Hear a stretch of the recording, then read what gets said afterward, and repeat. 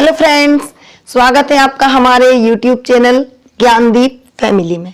आइए आज हम बात करेंगे हिंदी व्याकरण के एक और टॉपिक संधि पर। संधि क्या है बच्चों? संधि का अर्थ होता है मेल या जुड़ना। व्याकरण में यह मेल तब होता है जब दो वर्ण निकट आते हैं।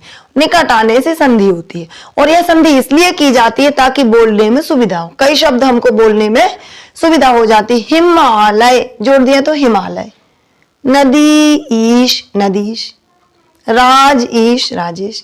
तो ये इसलिए बोला जाता है कि बोलने में सुविधा होती है।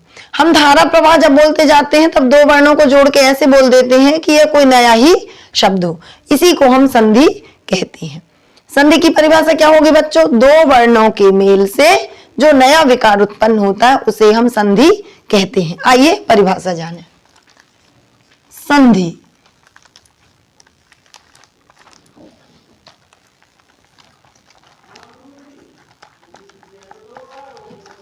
परिभाषा, जब दो वर्ण आपस में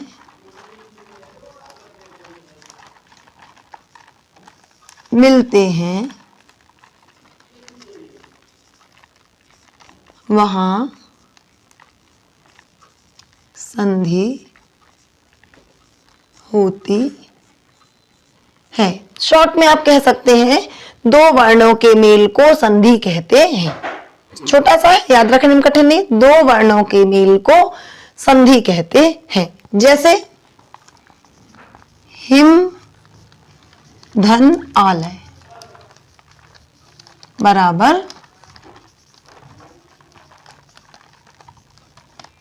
हिमालय। यहां क्या हुआ बच्चों? हिम का मां वर्ण, मां में आप जानते हैं ना कोई भी स्वर वर्ण, स्वर वर्ण कौन से हैं बच्चों? आ ई उ ए ऐ ओ औ अम अनुस्वर, आह विसर्ग। ठीक है, तो जितने स्वर वर्ण हैं ये स्वतंत्र रूप से बोले जा सकते हैं, बोला ना हमने। लेकिन जो व्यंजन वर्ण है का खा गा गा, इंगा चा छा जा जा इया, टा ठा डा डा ना, पा था दा धा ना, पा फा बा भा मा, यारा ला वा शा सा सा हा क्षा त्रा ज्ञा, ये व्यंजन है आप जानते हैं। तो जितने व्यंजन वर्ण हैं इनको स्वतंत्र रूप से नहीं बोला जा सकता। इनको बोलने के लिए हमें स्वर की सहायता लेनी ही पड़ती है। बोलिए माँ में आ गया, मैं बोला तो ए आ गया साथ में, माँ ए, मो बोला तो माँ में ओ आ गया। ठीक है, यानी किसी भी व्यंजन वर्ण को हम स्वर के बिना नहीं बोल सकते। तो यहां पर जो माँ वर्ण है इस माँ के साथ क्या लगा हुआ है? आ। ठीक है, इस माँ में आ जुड़ा हुआ माँ, क्योंकि तभी बोल रहे। अगर आ नहीं होता तो हम ऐसे लिखते हैं आधा माँ और माँ हिम, पूरा माँ बोल रहे। तो ये आ धन ये आलय का आ, छोटा आ बड़ा आ जुड़ा, तो यहां पर जाके माँ में आ हिमालय, हिम आलय क्या बन गया? हिमालय। ठीक है, इसी तरह कवि धन इंद्र, कवींद्र। यहां पर क्या बच्चों? कवि, वी में क्या निकला? ई, वी का ई और इंद्र का भी ई और ई मिले तो बड़ी ई, कवींद्र। ऐसे ये आ और आ मिले तो क्या बना? बड़ा आ, और ई मिले तो बड़ी ई बनी। ठीक है, इसको कहते हैं संधि। अब संधि तीन प्रकार की होती है। कौन कौन सी? स्वर संधि, व्यंजन संधि और विसर्ग संधि। पहले हम शॉर्ट में इन तीनों की परिभाषाएं जानेंगे, तीनों को उदाहरण जानेंगे। फिर अगले वीडियो में हम स्वर संधि के अलग प्रकार होते हैं, व्यंजन संधि के अलग प्रकार होते हैं, उनको भी जानेंगे। तो संधि कितने प्रकार की हुई बच्चों? तीन प्रकार की। स्वर संधि पहली,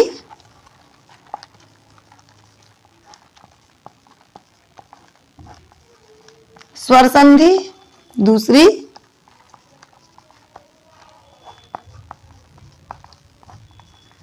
व्यंजन संधि तीसरी, विसर्ग संधि। विसर्ग संधि, स्वर संधि, व्यंजन संधि और विसर्ग संधि। ठीक है, अब ये इनको मिटा दें, स्वर संधि के बारे में जानेंगे। स्वर संधि क्या है बच्चों? जब दो स्वर वर्ण आपस में मिले तब वहां पर स्वर संधि होता है। स्वर स्वर जुड़ेगा और परिणाम में भी स्वर ही आएगा। ठीक है, तो जब दो स्वर वर्णों के मेल से स्वर संधि कहलाती है। क्या कहेंगे?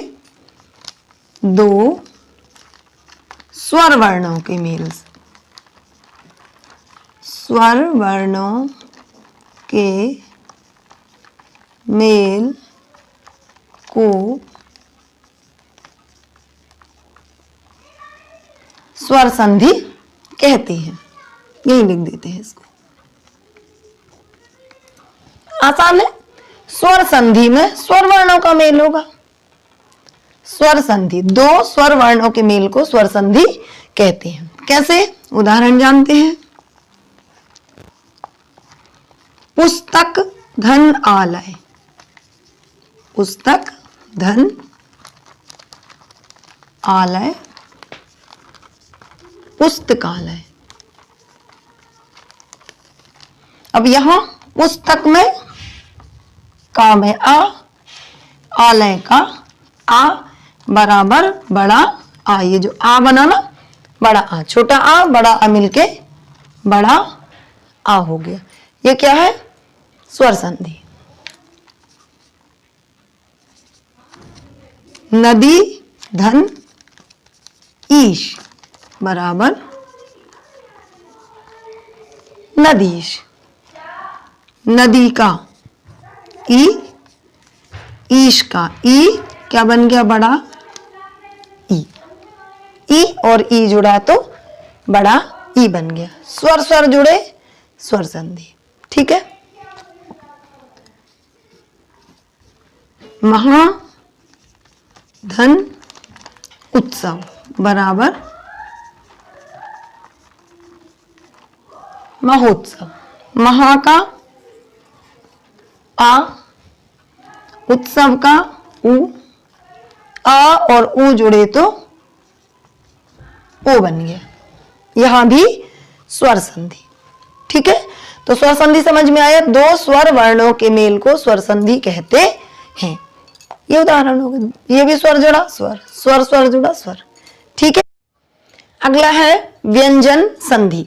व्यंजन संधि क्या है बच्चों? जब एक स्वर एक व्यंजन जुड़ के एक व्यंजन बनाता है, यानी स्वर अथवा व्यंजन मिलकर व्यंजन वर्ण बनता है, वहां पर व्यंजन संधि होती है। एक स्वर जुड़ेगा एक व्यंजन और उसको परिणाम में क्या निकलेगा? व्यंजन, तो उसको व्यंजन संधि कहते हैं। परिभाषा लिख सकते हैं व्यंजन संधि की।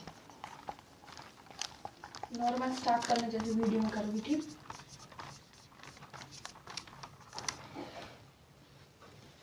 व्यंजन संधि, जब स्वर अथवा व्यंजन वर्णों के मेल से व्यंजन वर्ण बनता है, वहां पर व्यंजन संधि होती है। जैसे सत, अब इसमें देखिए हलंत लगी हुई है। सत, इसमें आ नहीं है तो ये क्या जुड़ रहा? ता। ता, इसका क्या है? ता। ता के साथ जन का जा मिला, ता और जा मिल के क्या बन गया? जा। ठीक है, ता और जा मिलके जा बना। अगला देखते हैं, सत धन आचार बराबर सदाचार। यहां त और आ, ता और आ मिलके क्या बन गया? दा। ठीक है, त और आ मिलके बन गया दा। व्यंजन वर्ण से स्वर वर्ण जुड़ा और एक व्यंजन वर्ण बना, इसलिए यहां पर व्यंजन संधि होती है। और बहुत सारे उदाहरण हैं। दिक धन पाल, दिक्पाल, सत धन उच्चारण, सदोच्चार, है ना, बहुत सारे उदाहरण हैं। तो यह है व्यंजन संधि। अगला देखेंगे विसर्ग संधि। तीसरा है विसर्ग संधि। आप जानते हैं विसर्ग किसको कहते हैं? जिसको हम आहा पढ़ते हैं। ये दो बिंदी जहां लगी होती है वो क्या है? विसर्ग। तो जब विसर्ग के बाद स्वर अथवा व्यंजन वर्ण आता है और उससे एक नया विकार उत्पन्न होता है, वहां पर विसर्ग संधि होती है। परिभाषा देखेंगे।